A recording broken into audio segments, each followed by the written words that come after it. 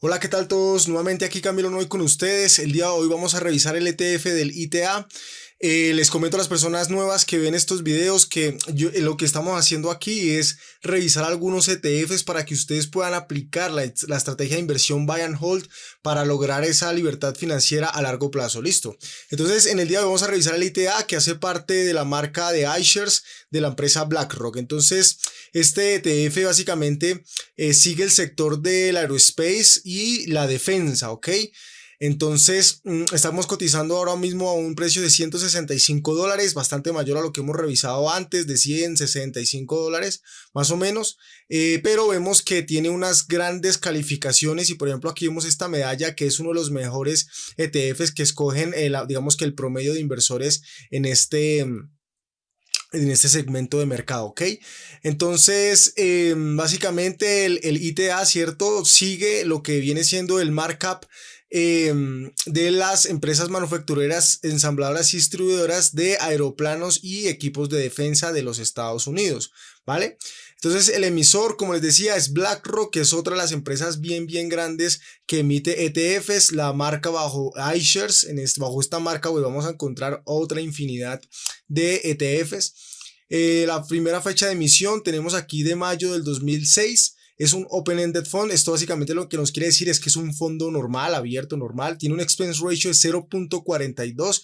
Y aquí sí les quiero comentar que es un poco mayor a lo que se manejan, por ejemplo, los fondos de SPDR o de Vanguard también, que manejan, digamos que costos de manejo de los ETFs de 0.19, 0.13%. Entonces 0.42 es incluso mayor que los 0.35, 0.39 que hemos visto en los fondos que son equal, ¿ok?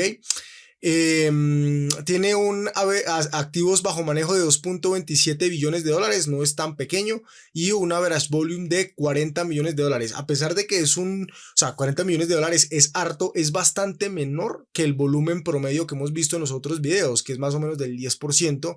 Por lo tanto, este debería ser de 200 o 300 millones de dólares, como para que estuviera en el promedio. Aquí tenemos algunos otros nombres de ETFs de las competencias, por ejemplo, de CPDR o de Vanguard, etcétera, de Invesco, por ejemplo, para que ustedes lo revisen acá. En esta parte lo que nos están diciendo es que básicamente entrega una representación razonable de lo que es la industria de aeroespacial y de defensa, ¿cierto? Y digamos que se cumple algunos requisitos de diversificación, preveyendo digamos que una completamente tendencia, ¿cierto? Una exposición a lo que es la industria dominada por la tecnología de Estados Unidos, que es Boeing y Lockheed Martin, ¿ok? Entonces lo que busca este ETF es también invertir en medianas y pequeñas empresas para lograr precisamente esa diversificación, ¿ok? Por la parte de la calificación MSCI estamos teniendo una calificación A de 6.08 sobre 10, básicamente está dentro del promedio, en una calificación media, vamos a llamarlo así. Y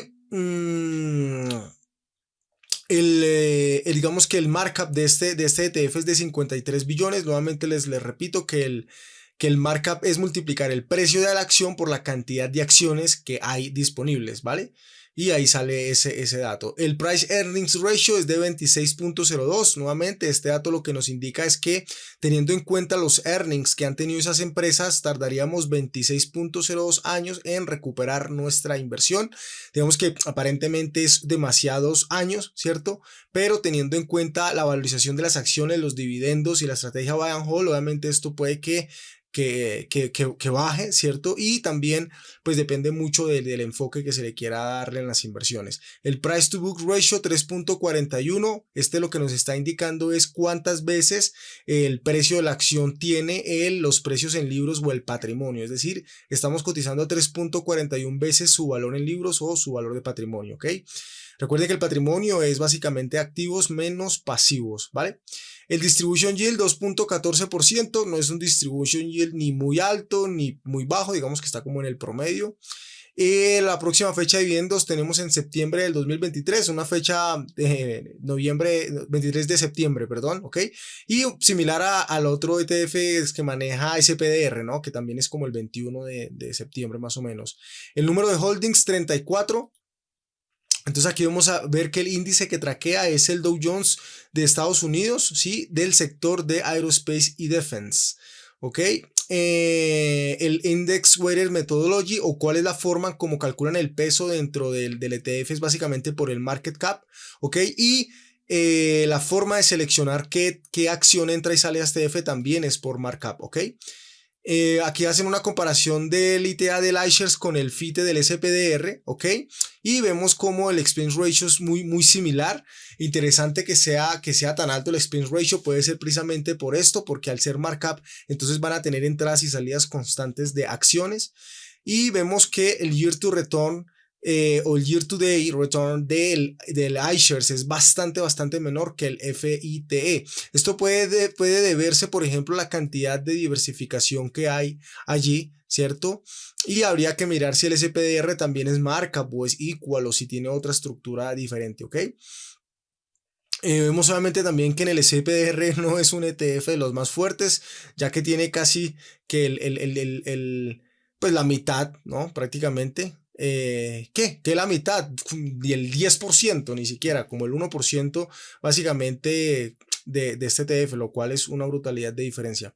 Por la parte de los MSCI factores, estamos viendo que las empresas de valor, que si son baratas o no, estamos viendo que no. Realmente son acciones un poco más costosas. Estamos viendo que si se compone de acciones pequeñas nos está indicando también que mayormente no, lo cual nos está indicando que se compone mayormente de markups o de large cap. Ok, acciones grandes. Nos está diciendo acá que si el momento tienen momentum, que si están en crecimiento las acciones, nos está viendo que no, y obviamente con el gráfico acá que vemos abajo, ¿vale? Lo vamos a revisar en un momento. La calidad de los estados financieros nos está indicando que no están tan buenos. Esto puede deberse básicamente al tema de que incluye small y middle caps. Entonces esas acciones a veces tienen como problemas de earnings. Obviamente el tema aeroespacial y todo el tema comercial, por ejemplo de Boeing, pues no le está yendo bien. Obviamente eso afecta bastante también. La parte del yield, vemos aquí que no es uno de los más fuertes, y vemos acá que la parte de baja volatilidad está bastante alta, lo que nos indica que es un ETF de baja volatilidad, ¿vale?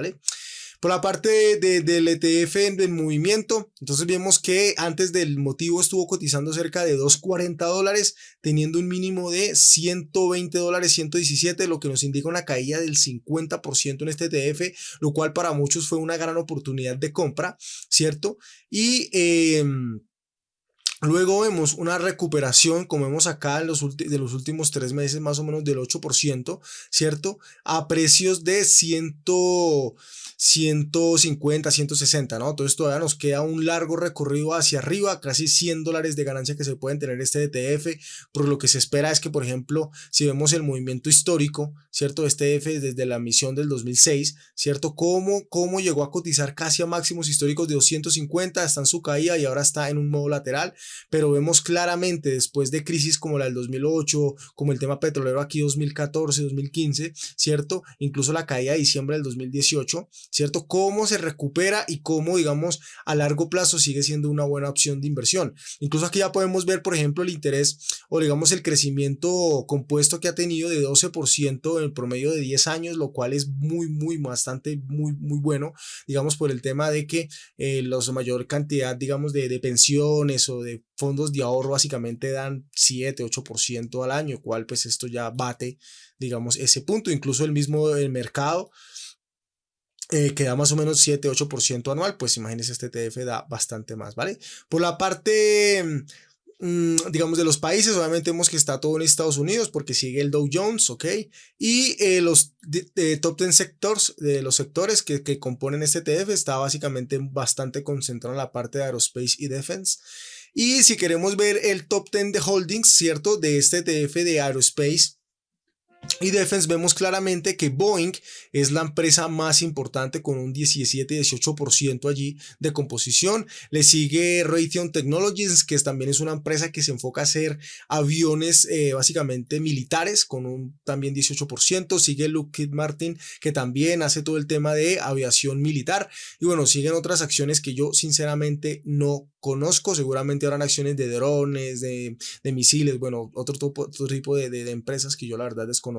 Si queremos ver ya todas las empresas que componen el ETF, tenemos empresas como General Dynamics, Howmet Aerospace, Axon Enterprise, WX Technologies, Heiko Corporation, Curtis and Wright Corporation, Virgin Galactic Holdings, por ejemplo. Yo tengo acciones de esta empresa porque pues se espera obviamente que con el tema de Richard Branson pues pase lo que tiene Tesla, entonces estoy comprando fuertes acciones de Virgin. Además que están muy baratas. AeroVironment, bueno, y otras acciones que ni idea, la verdad. Triumph Group, por ejemplo, sé que esta empresa también hace motos, seguramente estará allí por el tema de los motores, por ejemplo, ¿no? Puede ser. Vale, si queremos ver entonces cómo nos hubiera ido teniendo una inversión desde el momento de su emisión de $1,000 hasta la fecha, pero ¿dónde está el poder? En invirtiendo periódicamente, aquí pongo el ejemplo de $500, pero la estrategia de buy and hold es básicamente comprar y mantener, comprar siempre cada mes el monto que ustedes puedan y mantener a largo plazo. ¿Para qué? Con el objetivo básicamente de tener rendimientos compuestos mayores al promedio, mayores al mercado, mayores a la mayoría de los fondos, mayores, digamos, a todo el tema de pensiones, ¿sí? Entonces, por ejemplo, es que si ustedes hacen un ejemplo, si uno llega a tener un monto importante de dinero, ¿sí? Digamos $100,000, pues un 10% al año equivale a $10,000, ¿sí? Al año. Entonces con eso, pues muchas personas pueden vivir en un año y bastante, pues no bastante bien, pero sí cómodamente y pueden tener, digamos que un ingreso extra, una pensión adicional, etcétera. Entonces tendríamos una inversión actual de $190,000 con un promedio de 10.43, pero quiero recalcar aquí que todavía tiene bastante espacio de llegar a máximos históricos. Es más, aquí podemos ver cuando pongo el mouse arriba, ¿cierto? Miren cómo arriba aparece un valor que dice Total Value, alrededor de los 276,000 casi. A ver si puedo subirlo más arriba, no, casi $280,000, o sea que con la caída que tuvo, ¿cierto? Fue donde llegó a $190,000, pero en realidad hace 3-4 meses estaba cotizando casi $280,000, lo cual pues seguramente fue, digamos que un monto bastante de porcentaje mayor. Es más, lo podemos ver aquí rápidamente si yo me voy a enero. Vamos a poner enero 16, puede ser. Vamos a dejar esto en $500 nuevamente, calcular.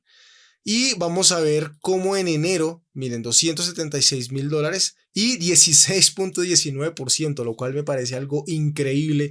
Entonces les dejo ese dato del ITA para todas las personas también que quieran diversificar sus inversiones y bueno, aquí les presento varias opciones de ETFs para que ustedes puedan hacer eso. Entonces, nada, déjenme un like si les gustó este video, un comentario de qué más quiere que hable con ustedes y bueno, hasta el próximo video. Chao, chao.